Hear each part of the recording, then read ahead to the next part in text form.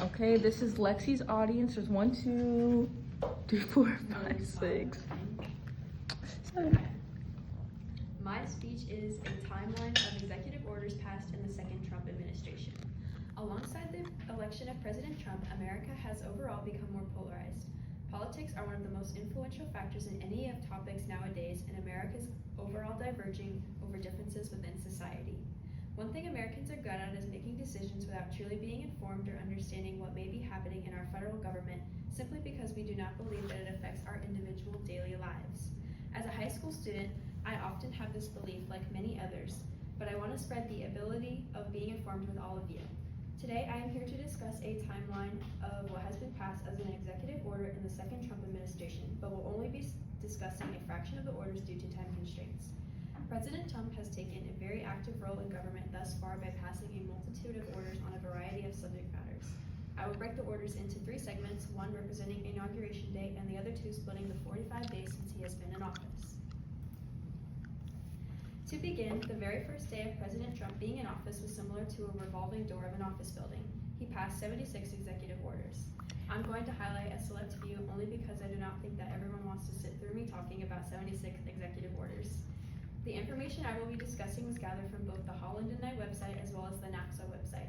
Both are updated regularly with information, most recently being March 3rd, 2025.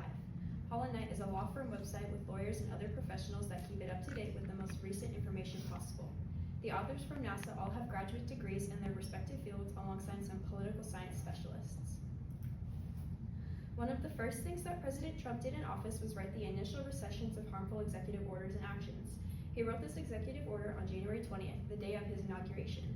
This executive order revoked 78 other orders passed during the Biden administration so that Trump can start from a clean slate to adjust the economy to how he sees fit.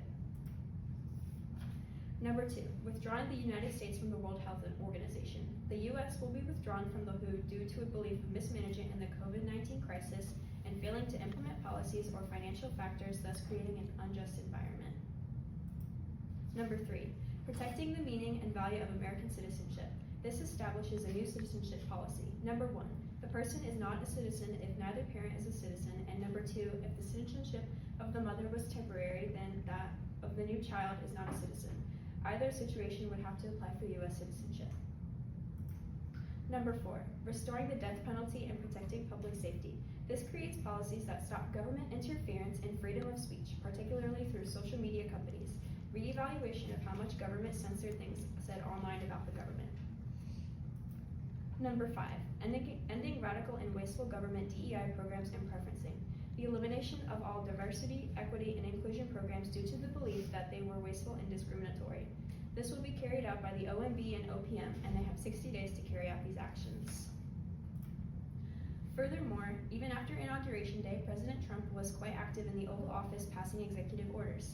This information was gathered from both the Holland and Knight website as well as the NAPSA website. Both are updated regularly with information, most recently being March 3rd, 2025.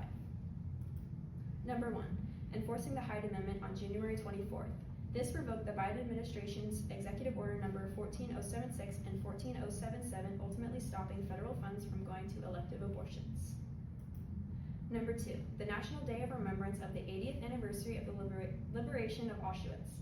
This declares January 27th as the day of remembrance for those in the Holocaust that were held in the Auschwitz concentration camps. This aims to help prevent anti-Semitism.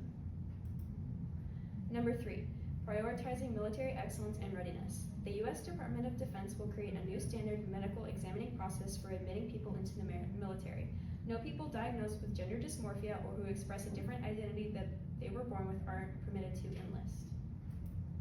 Number 4, expanding educational freedom and opportunity for families. This aims to improve the public education system to bring the national reading and math levels up to the standard of other countries.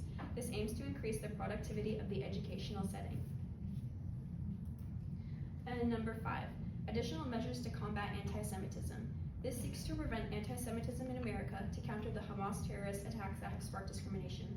This also has helped to hold those who are anti-Semitic accountable for their actions. The third period of days has the fewest amount of executive orders. My information regarding these executive orders is from a U.S. governmental website with the exact wording and copies of each executive order passed by President Trump. The The Federal Register website is government-run and updated almost daily, with the most recent date being March 3rd, 2025. Number 1, ending procurement and the forced use of paper straws.